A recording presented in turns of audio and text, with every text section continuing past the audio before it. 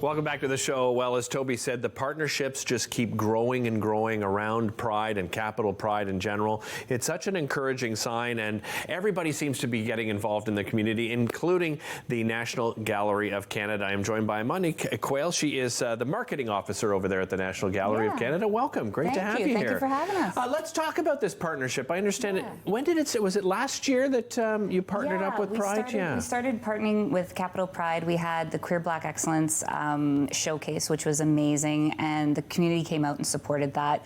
We had so many people in our auditorium just loving this drag show. So we've really worked on that partnership over the year, and we're right on board. So we're going to have all sorts of activities at the gallery. Well, let's walk through some of those activities. What have you got planned? Okay, so on August 24th, we have Pride Night at the Gallery. So it's our free Thursday nights, which have been going on since January, since before that even. But we've really kind of amped it up a bit. We've got a DJ, we've got food, we've got drinks. We've got art making activities for people, so you can do a little bit of art. We kind of call it our like easy sampler night. Okay. So you can get like a little bit of art, a little bit of dance, you can hang out with people. And on the Pride Night, we're actually going to have Vera, who's a local drag queen, perform in the Great Hall, which is going to be amazing. That's so cool. And we do these little mini art tours. They're called 3 to See. Okay. So sometimes people feel a little intimidated by coming to an art gallery. They don't know what to see, what to look at. So it's an easy to do tour. It runs 4 times a night. And you see 3 different artworks. And we've partnered with Capital Pride to actually have someone from the queer community come with the group and talk about the artwork from their perspective. So really cool. It's going to be really amazing. So is it like describing the pieces in general? Yeah, well, they're going to be talking from the heart. So they're going to be talking about from their own experiences, how different artworks, you know, speak to them, what they see from the artist's perspective even. So they've been working with our amazing internal interpreters to decide on which 3 artworks they want to feature. So they've picked 3 really, really good ones. Nice. One's a Kent Monkman. I'm just letting that out of the bag right now. He's an artist from Winnipeg who's really well known, and we have a beautiful artwork from him. Yeah, let's talk about that experience, right? Because I think you're right. When people think of art, sometimes they are intimidated, and I really don't think they should be, because the interpretation of any piece, you know, we've got pieces right here, you know, in this room, and you and I can look at it differently, and I think sometimes people are intimidated because they feel like, oh, I'm not going to interpret it properly, or I don't know what the artist has to say. Yes. I think any artist will tell you they don't care. No. What comes out of your own imagination and mind, right? Absolutely. I mean, in a lot of times, all you need to do is just take your time and look at it. A lot of people think they have to walk really quickly through the gallery and like see all the big hits, and that's fine. But if you take a little bit of time, 2 minutes, just to kind of scan the artwork, look at what's going on there. A lot of them tell the history of Canada.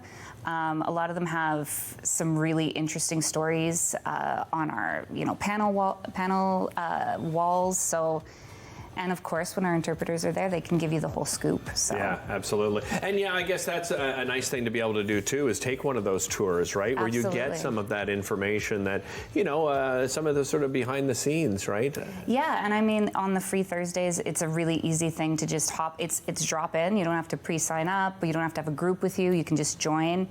And we've been running those actually in the summertime as well. So there's different tours that people can take during the day. Let's talk about what's happening in the gallery in general these days, and I imagine you're seeing a growing attendance at the gallery. That must be quite a relief, right? Yeah, oh my gosh, absolutely. We were so happy to open our doors again, have people coming in. We did a lot of virtual experiences for our visitors, but this was really amazing when people started coming back, and they've come back in droves. Nice. Like, we want to thank the community so much for coming out and supporting us and enjoying themselves. We were seeing people at the gallery we've never seen before.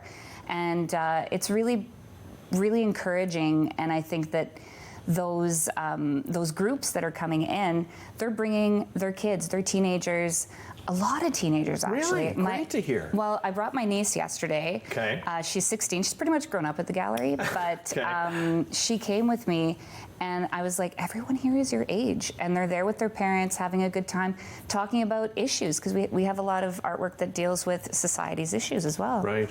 Any particular sort of special art exhibits that are happening right now? Yes. So, Uninvited, Canadian Women Artists in the Modern Moment is actually ending this Sunday. Okay. So you only have the weekend if you didn't catch it. It's been so popular. It toured to 2 other venues before coming here. So it's about the women who, between the 2 world wars, kind of that era, who weren't invited to the table, so to speak. You know, from the group of 7 that were very popular at the time. It's like, what were the women producing at that time?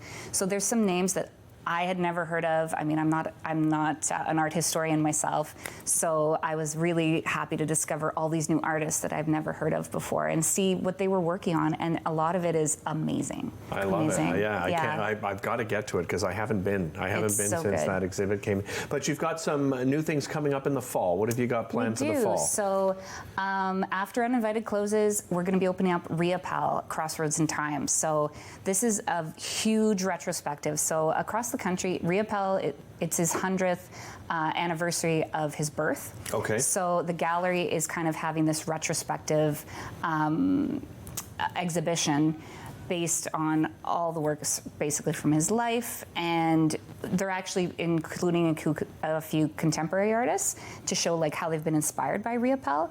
So he's, you know, Montreal-born artist. You'd know him to see him, kind of thing, Jean-Paul Riapal. And we're really excited about that. Then we've got Sobe Art Award happening in October, and that is my favorite exhibition of the year. A lot of people are like, oh, Sobe Art Award, but it's like 5 different artists from all across the country. They get selected, and then somebody wins the prize, and that happens in November. So they're kind of like hometown heroes from the Atlantic, from Ontario, Quebec, the West Coast and the North, as well as the Yukon. Opportunity. It's amazing. Yeah, it's amazing. Absolutely. Monique, real pleasure having you back on the show. Thank you so much. Thanks. Thank you. We'll be back with more Daytime right after this. Don't go anywhere.